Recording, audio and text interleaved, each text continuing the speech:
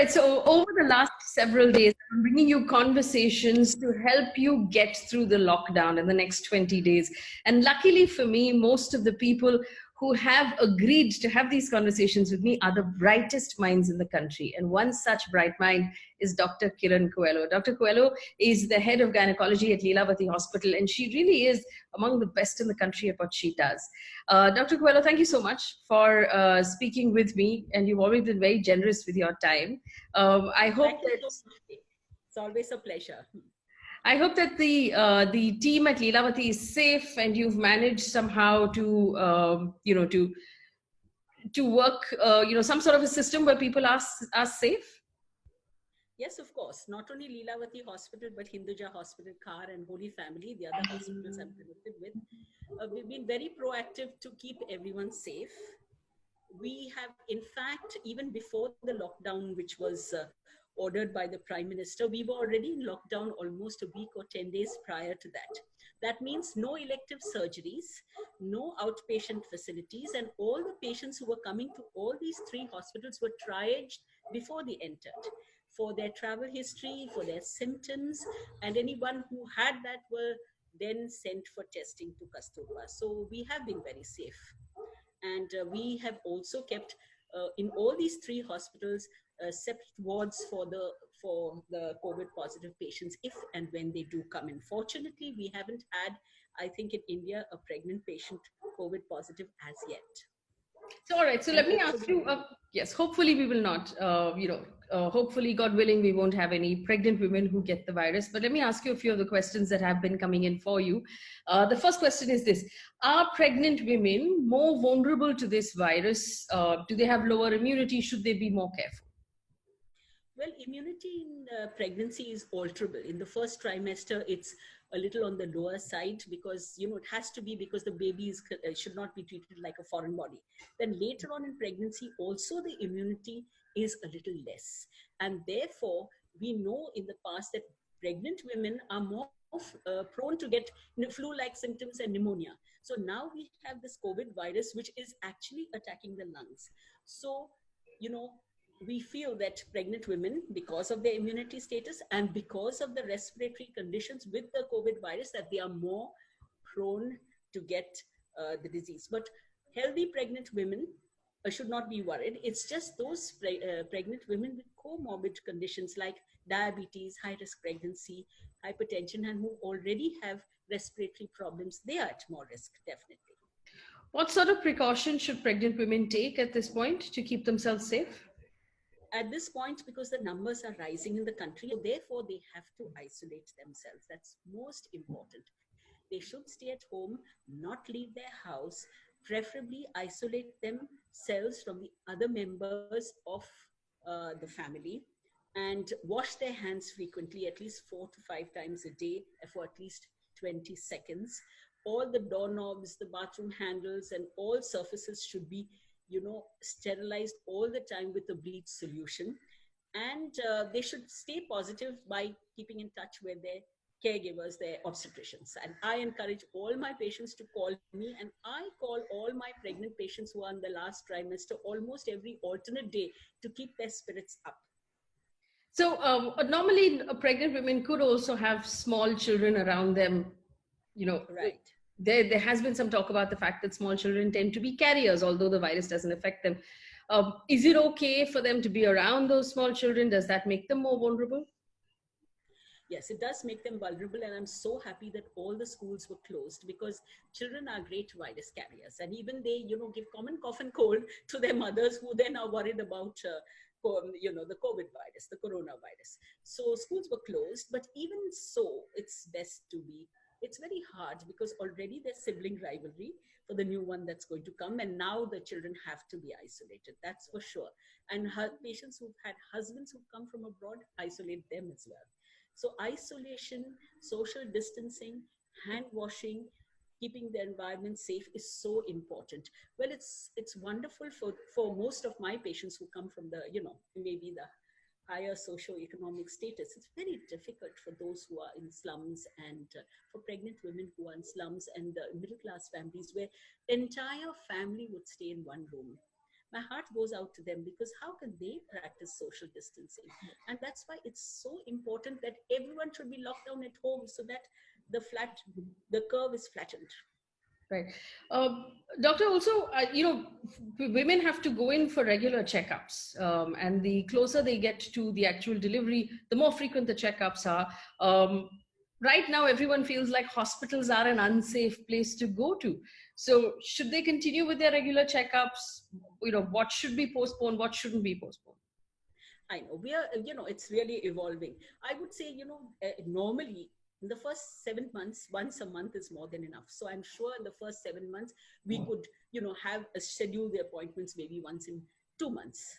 But later on in the second trimester, the seventh month onwards to the ninth month, and then we see them every week in the last month. So I think those who are near to term, they should not miss their antenatal visits, especially if they have pregnancy complicated by diabetes, or previous cesarean section and all the high risk factors. Then in that case, the hospitals are very safe. Most of the hospitals have a triaging facility outside the hospital, so that even before any patient enters the hospital, their travel history, their symptoms, their temperature is taken, and those who are suspicious are not even allowed to enter the hospital. So far, that is what it is. So hospitals are still very, very safe, both for the doctors as well as for the pregnant patients. So they should go for their antenatal checkup. And even though most of us have closed our consulting rooms and clinics, but the hospitals are running. So ultrasound facilities for non-stress testing, facilities for examination of the patient are available round the clock in most hospitals. Also, I do want to ask you this, going into delivery at this point, women normally make plans of how they want to do it, who's going to be with them, who's going to be holding their hand through the process.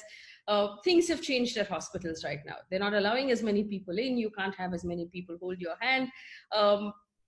There's a certain level of nervousness that will build in as the closer they get to their delivery dates. What has changed? And should they have to relook at their plans at this point?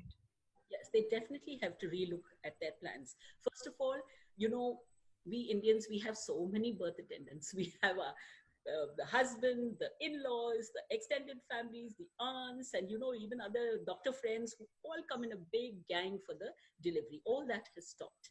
You see, it's only one attendant is allowed, only one visitor is allowed. So therefore, patients are more apprehensive. Those who are staying, parents are staying out of town, their mothers have not been able to come for their deliveries. Many of my pregnant patients, their maids are not arriving, so they are having to cook as well. But a lot of husbands have become cooks in the bargain. So I can see a lot of the husbands are actually cooking for their wives. But there need not be a fear. I would suggest all obstetricians, and I do the same as well, to become closer to your patient during this time. Call them up every alternate day, have a conversation with them, allay their fears. I have a Zoom facility also where we can, FaceTime with the patients and talk to them, reassure them of many things. One is that, of course, some studies have shown that there are preterm labors. We know that, but of the babies which were born for COVID positive patients also, so far we haven't had, but there's no direct transmission to the fetus. Yes, yes, that was going to be my next question. If if God forbid a pregnant woman gets the virus, does she pass it on to her fetus? Can newborn babies breastfeed with a COVID positive mom? Are you bringing in a newborn baby into this environment right now? And that I know alone is going to spook a lot of people.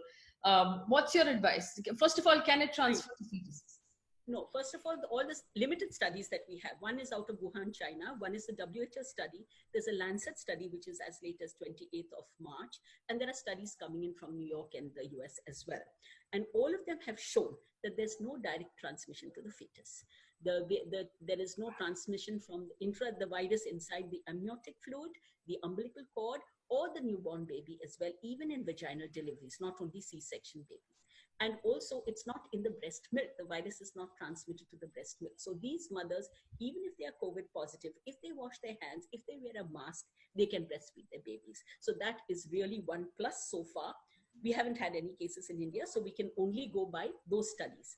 And also there are breast pumps, so you can just, pump out the milk and then feed the baby, which is so important because it gives antibodies to the newborn. All So I right. tell the mothers out there, don't worry.